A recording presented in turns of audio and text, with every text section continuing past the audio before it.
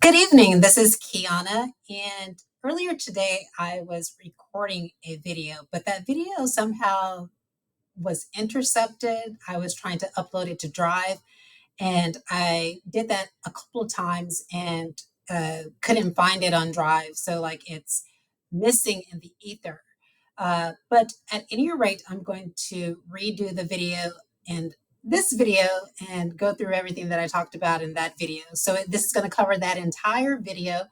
Now, I am mindful that the cyber hackers that I have been battling against will actually cut that video to pieces and dissect it to try and discredit me. So I'm going to go through that entire video in this video and explain everything that I explained in this video, and being mindful that they may even do that to this video.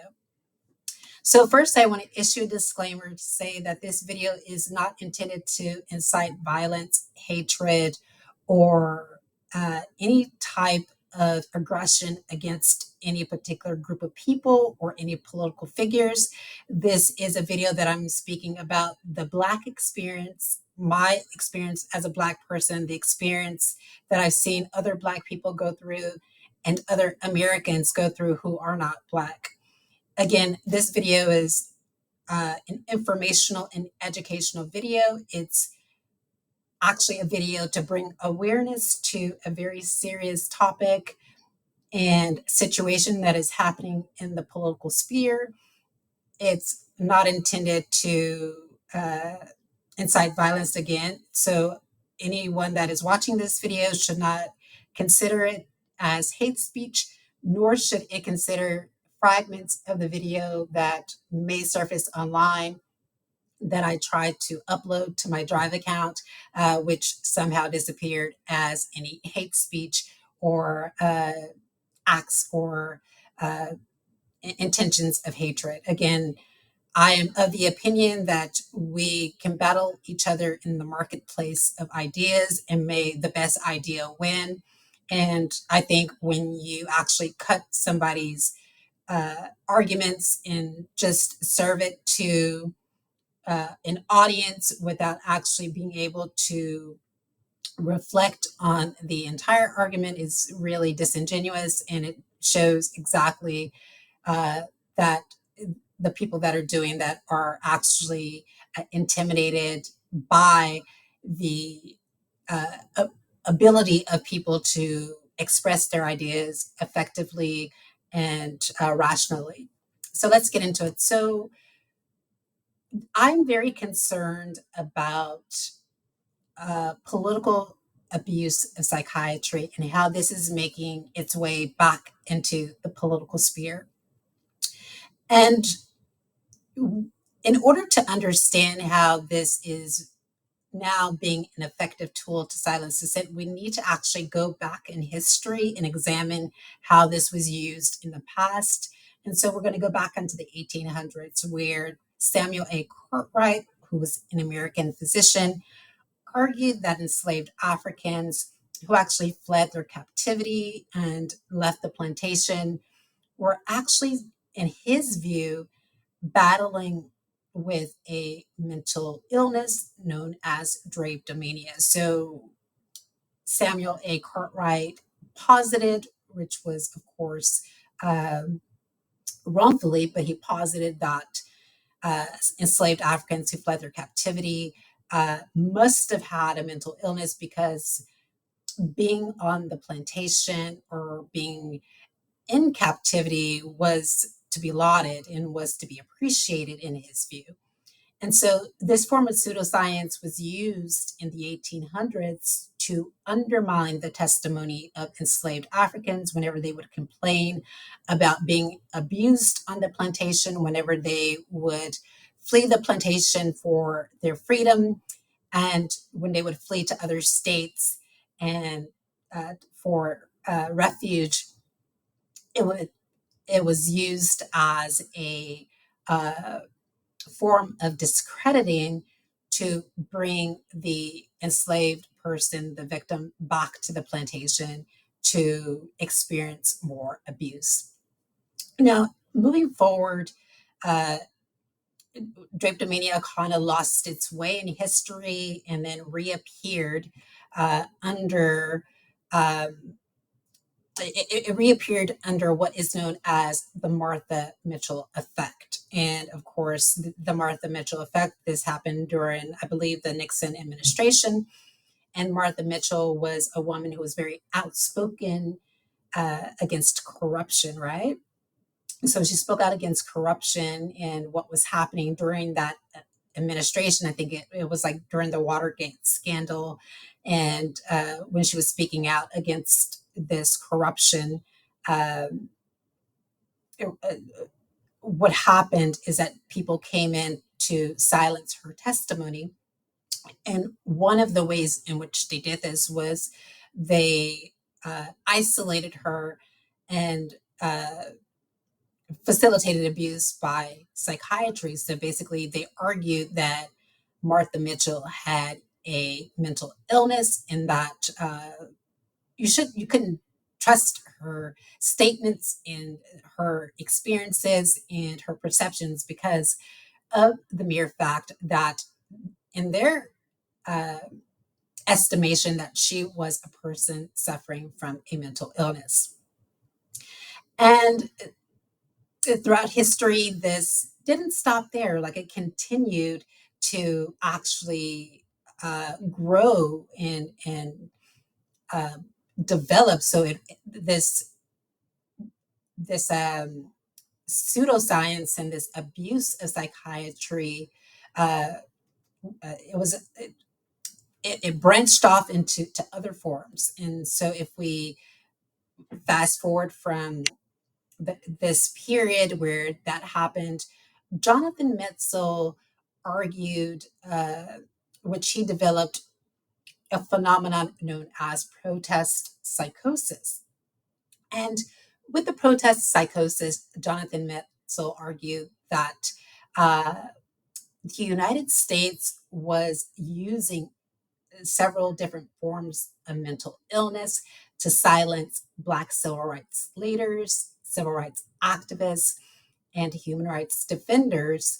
And essentially, what the United States was saying in concert with the Federal Bureau of the Federal Bureau of Investigations, what they were saying was that these civil rights leaders had a mental illness, and therefore their form of protesting, uh, speaking out against, injustice and inequality in the United States was nothing other than a mental illness. Because, hey, things have changed since the slavery period in the United States' view, in the FBI's view, in their view, things have changed since that slavery period. So to speak out against injustice or to advocate for change, somebody must have had a mental illness in their estimation. And so you can kind of see how this is similar to that uh, explanation of drapetomania that Samuel A. Cartwright used to undermine the testimony of Black American citizens. And so when we're moving forward, it's important to understand that today, the United States and other nations, such as the Republic of Ireland, are both using political abuse of psychiatry to silence dissent, specifically the dissent of Black American citizens. Now, they're not only doing it to silence the dissent of Black Americans, but they are doing it to just really silence the dissent of Americans abroad. And we'll get into a story about that. But one question that raises in this particular subject matter is whether the Republic of Ireland is silencing the testimony of all Black Americans. Now, when I say the Republic of Ireland, I mean the country, the Republic of Ireland that has Cork, Dublin situated within it. So Dublin is situated within the Republic of Ireland. Cork is situated within the Republic of Ireland, and so is Waterford. All of these cities are situated within this country, the Republic of Ireland. And if I said that these cities were countries, I meant cities. So moving forward, uh, is the Republic of Ireland silencing the testimony and experiences of all African groups in its nation? The answer to that is no. And one reason for this is that a number of African groups are, they have strength in numbers. So for example, if you have Nigerians, if you try and use political abuse of psychiatry on a Nigerian in the Republic of Ireland, that is probably going to be ineffective because there are a number of Nigerians in the Republic of Ireland. There's like a lot of Nigerians in the Republic of Ireland. Same thing with South African, Black South Africans. There are a large number of Black South Africans in the Republic of Ireland. So if there was an effort to try and use political abuse of psychiatry to undermine the testimony of a Black South African in the Republic of Ireland, it would be very difficult to do because there is a number of Black South Africans, and most of those Black South Africans would come to the defense of that one abused person. And so you can see how it's quite easy for the Republic of Ireland to silence the testimony and the experiences of Black Americans because Black Americans aren't in the Republic of Ireland in large numbers. I think probably you can count on one hand, or maybe even two, but probably not more than two, of the number of Black Americans that are situated within the Republic of Ireland. And so it's a lot easier to isolate a Black American to facilitate abuse. Now, I am of the opinion that the United States is instructing foreign nations to uh, attack Black Americans who speak out against human rights abuses abroad. And countries are complicit in doing this. Countries are saying, yes, they feel that this is the appropriate action to take, that they shouldn't come to the defense of a Black American.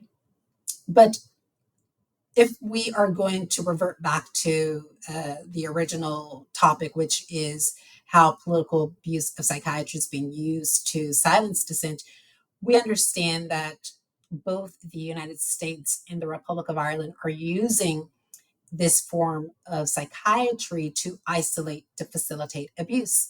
Now, what is isolation to facilitate abuse? Well, it's essentially when the state, uh, you know, profiles a specific person for their political activity.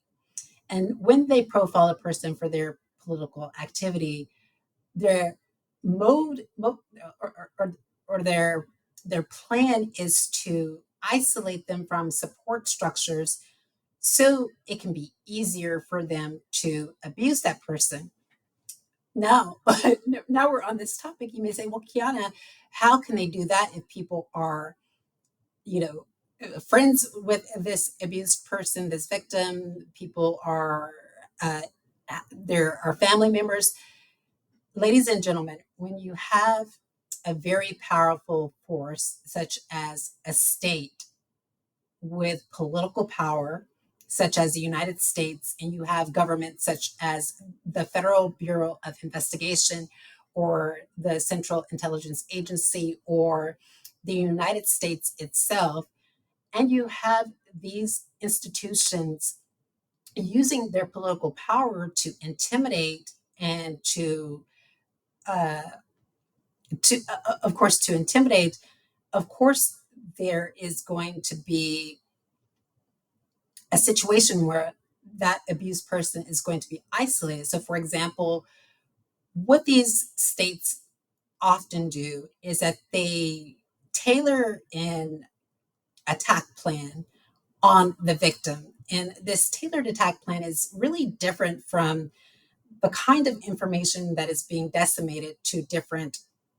organizations and persons. So the information that the state may give to your family, it really may be different from the information that they give to human rights organizations and stakeholders. The information that they may give to human rights organizations and stakeholders, it may be different than they give to institutions and schools. Information that they give to institutions and schools may be a little bit different from what they give to your peers. And so there is narrowly tailored information or just tailored information that is given to all of these social groups that are in your life, and this information is being used by the states to push these people away from you. So sometimes the state will come in and befriend your family, they will befriend your peers, they will befriend your community. And while they're befriending your community, they will paint you as the person who is the devil incarnate, right? The person who should everybody should oust and steer clear from. And this is used so that the person does not have support structures around them, that they're alone.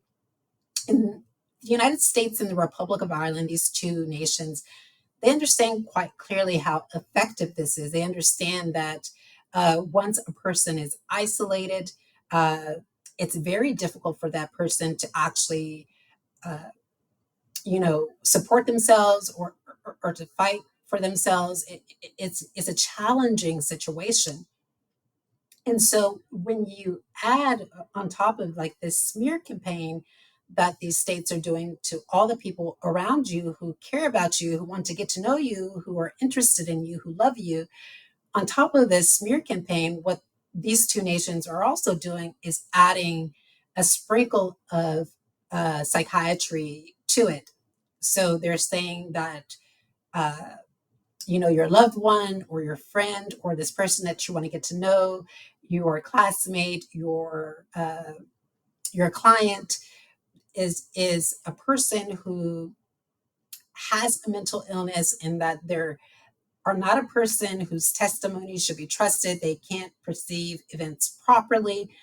And this is all done to, again, when we think about mental illness, when we think about persons with mental disabilities, oftentimes we understand that this is a very stigmatized, or not persons, but just the subject matter is a very stigmatized subject matter. So many times a lot of people want to push themselves away from it and say, oh, it's not me. And truthfully speaking, 95% of the time, when a person says that they don't have a mental illness, that is often the case. And we know that in cases where people have stated that they do have mental illnesses, they've learned to actually embrace that, and they've learned not to be, see, they've learned not to view it as a stigma, and learn to embrace it as part of themselves, right? But the state feels that this is shameful. The state sees mental illness as being shameful. The state sees it as being something that should be ostracized and stigmatized. So the state uses it because they understand that not a lot of groups, including human rights groups, including stakeholders, community leaders, a lot of community leaders, stakeholders, groups, they're not really educated. They're not really educated on mental health issues, mental disabilities. A lot of us, we don't have a psychiatric degree. We're not PhDs. We don't we're not licensed master social, licensed master social workers. We're not, we don't have a doctorate. So the state understands this, that when they are actually interacting with stakeholders and community leaders and human rights groups and peers, that it's difficult for states to differentiate between the two. And to understand how this works, I'll give you an example. Have you ever watched a video with like Ben Shapiro or Charlie Kirk or Steven Crowder? Now, these men often sit and debate college students that oftentimes, and this is not to say that all college students aren't well versed on the topics that are debating about, but sometimes when we as college students are in debates about a particular subject, we're really not well versed in these topics. So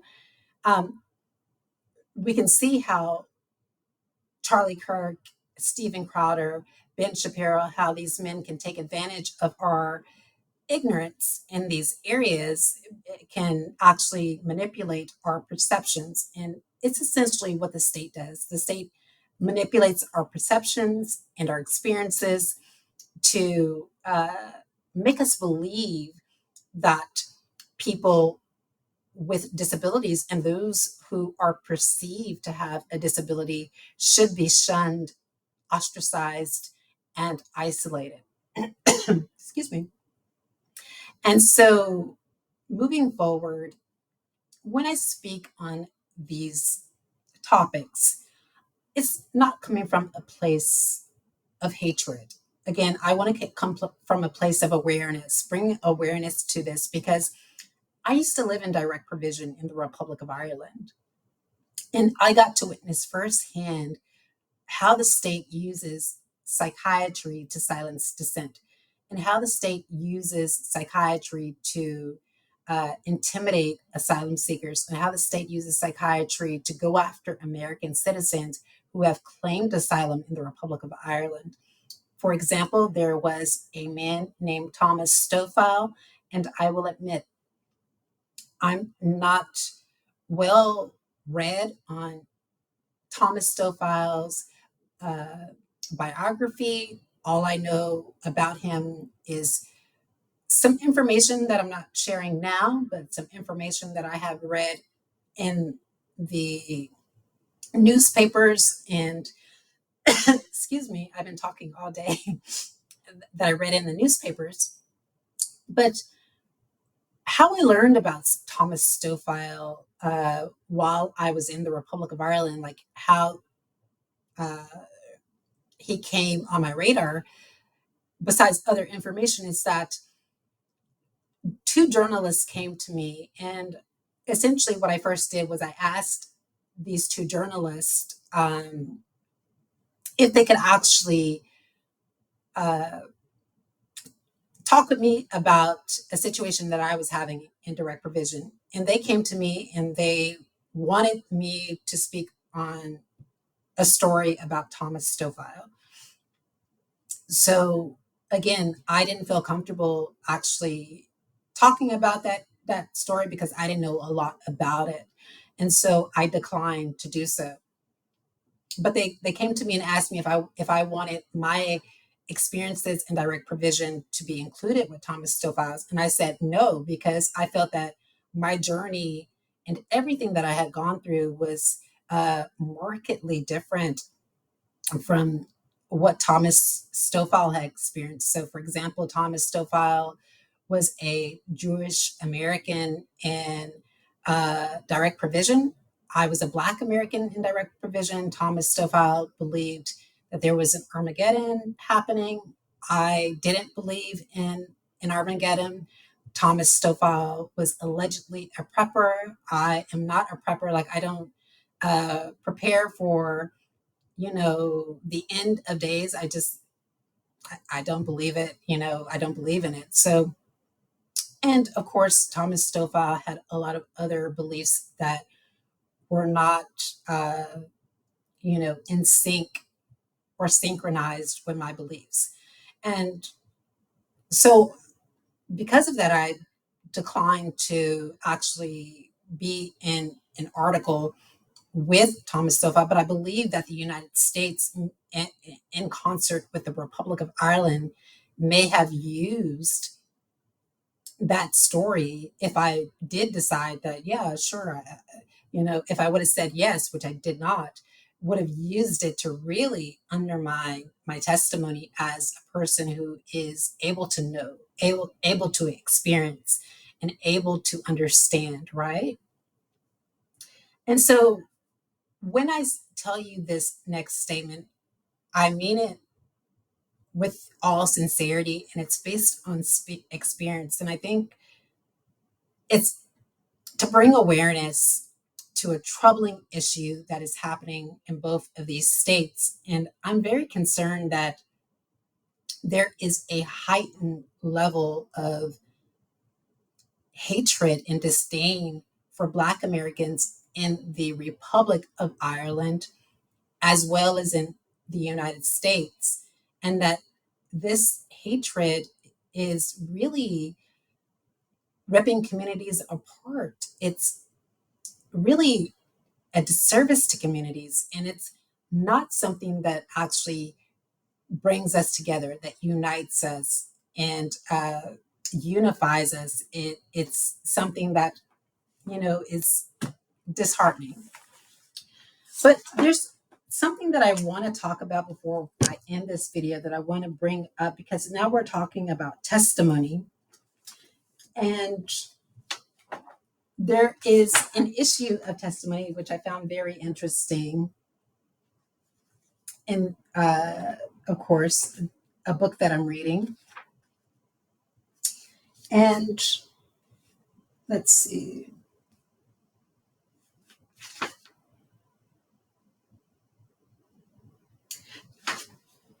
Where is it? If I can find it. Do I have time? Okay, it's a lot to get into, so we might have to talk about it another time. But I'll be actually reading from this book again. It's called The Rutledge Handbook of Epistemic Injustice, and there's going to be some good passages that I take out of this book, and we're going to be talking about that. But this video is about to end. Don't forget to subscribe to this channel at Real Kiana Canada. That's Real Kiana Canada. You can also follow me on Twitter at Kiana_Canada. That's Kiana_Canada. And you can follow me on Facebook. My link to my Facebook profile is going to be on this channel, and hope to hear from you soon. Bye-bye.